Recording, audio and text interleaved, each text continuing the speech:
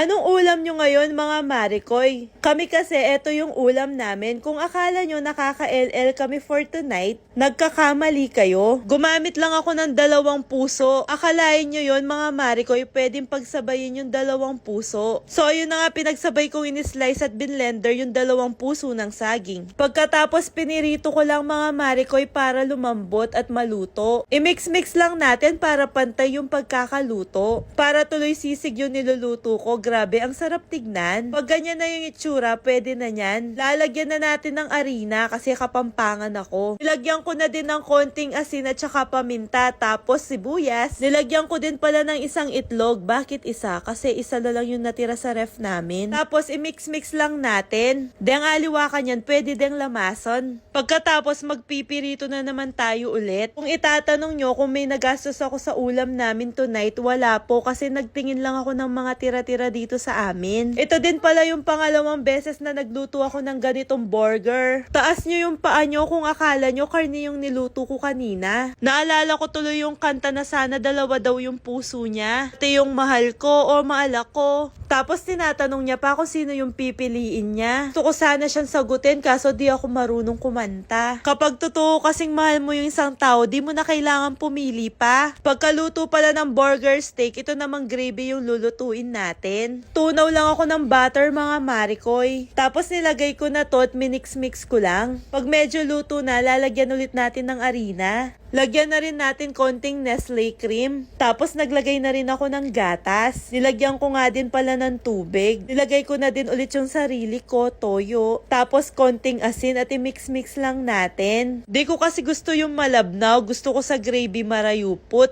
Kapag ganito na yung itsura mga Marikoy, pwede na yan. At totoo pong may sipon na ako ngayon. Tapos ilalagay lang natin dito sa gitna ng mga burger steak natin. Naku mga Marikoy, itry nyo to kasi sobrang sarap. Naglagay na rin pala ako ng rosemary, why not? At konting garlic powder. Pag natikman to ng mga anak nyo, di nila iisipin na 2 puso ng saging ang ginamit mo. Di nyo kailangan gumastos ng malaki mga Marikoy para sa napakasosyal yung dinner. Tinitignan ko pala natatakam na ako kaya pagkatapos kong videohan, ayan, kumain na ako. Grabe, tuloy-tuloy yung pagkain ko kasi sobrang sarap. May dumating nga pala kaming package kanina mga Marikoy. Magjo-join kasi kami sa challenge ng Tom's World. Pagkakita ko kanina dito, natuwa ako kasi napaka-aesthetic.